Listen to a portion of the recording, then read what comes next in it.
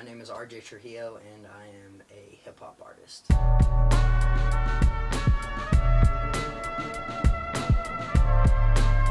Growing up, I had always been big on reading and writing. I used to journal as a little kid, about my day, thoughts I was having. That eventually kind of evolved into writing my own poetry. I've been rapping for about 5 years. I've been recording my own music for about two and a half years. Music has always been a very influential thing in my life. It's also one of the easiest forms of art to express yourself on, because you're literally taking your inner emotions and putting it into a song. I didn't always know that I wanted to be an artist, but whenever I started getting older, I had realized that I wasn't going in the route that I had always thought I had. Probably did about a year of SoundCloud rapping, which mostly consisted of downloading beats off YouTube and rapping over those. I needed to find my own music, and I'm not a producer, so that was a big step, was linking up with other producers in town and finding a style or a sound within the music that I wanted to rap over. After the first year of being on SoundCloud and seeing how many listens and how many plays I was getting, I knew that was related to the platform that it was on. The masses aren't listening to SoundCloud. They're listening to Apple Music. They're listening to Spotify. They're listening to Tidal, Google Play, Pandora, all of these major music platforms. So being able to, one, have the music that can be approved to be on there, that was legit and had my own copyrights, and two, having a bigger platform for people to be able to listen to. I was actually recording the intro to the album, New Day intro, and I have this line at the end of the song that says, "Take a look inside and feel the matter within, take a step into my mind and let the chapter begin." And so the word that resonated with me was chapter. So it seemed like a perfect intro for the album, because it was like the beginning of a book. What's the beginning of every book?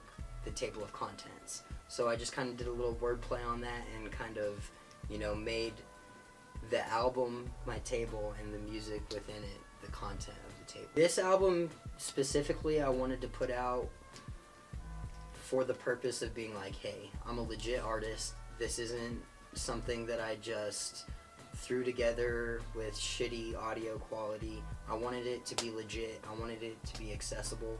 So those were my main inspirations, and also to let people know that I'm serious about music. I would probably say that the most fun song to record or to make in general was Table of Content, the title track for the album. Most of my songs were actually recorded here in my own personal studio.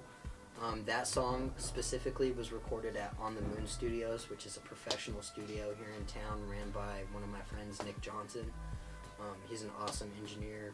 Nick Johnson, shout out, by the way. We went in there, we recorded the song completely from scratch. We went through the recording process and then also mixed and mastered it that night. So it was just like 5 hours of us grinding out one song. Table of Content was definitely my most transparent song on the album. It talks about a lot of my core values, a lot of my morals. I think whenever people listen to my music, I would like to think that they would gain a better understanding of who I am, the way I think. I wasn't happy with the music I was putting out until probably the traction that I got from the City Limits song. One of my music videos that I dropped before I even did the album picked up some really good traction off of the news. Felt like I got some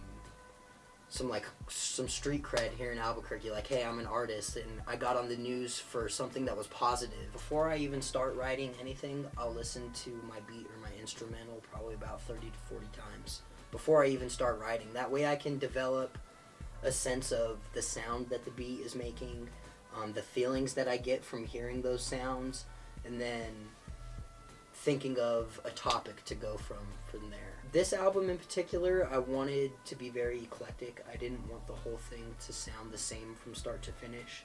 So if you listen to the album, you'll hear songs that sound kind of trappy almost. You'll hear songs that are very deep and very conscious. You'll hear songs that are upbeat and very fun and very energetic. Some that are vibey and kind of chill and laid back. Music artists, off the top, two of my favorites are Slug from Atmosphere. J. Cole was also a big inspiration. And just to add another one, probably Big Crit. And I think those three are probably my most influential artists because they focus on their lyrics, as well as the music too, but that's a very prominent part. My music growing up has actually evolved tremendously. So as a kid, I was listening to the music that my parents would listen to. So my parents grew up in the 70s and 80s, so classic rock was always on rotation. As I started getting a little bit older and kind of developing my own sense of what I liked, I immediately got into hip-hop. And I remember my dad being very hesitant on me listening to hip-hop because he thought it would have an influence on the way that I acted. My first CD was Eminem's Slim Shady LP, and I had to listen to it in my room on my headphones that I plugged into my CD player.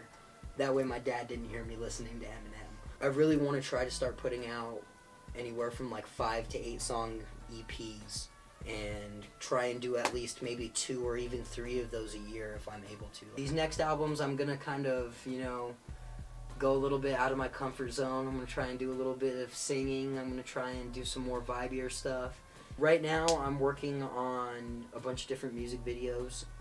I feel like having that aspect to your music is very important if you want to get it out to other people than just here in the city. I'm also doing a lot of local shows here in Albuquerque, so, last year in 2017, I did 3 shows total. 2018 hits, I'm already on my 4th show, and it's only March. Performing live is a different beast. It's kind of interesting to see how artists, one, the music that they have, and 2, the way they present that music whenever they're performing live. All I used to hear about the Albuquerque music scene was nothing but negative stuff. The more that I've gotten into the music scene, the more I find that to be false.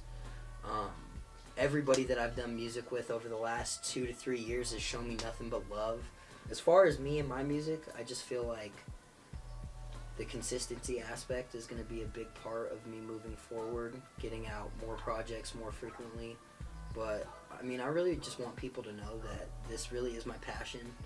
I'm serious about it. I'm not bullshitting. And no matter what it takes, I'm gonna do this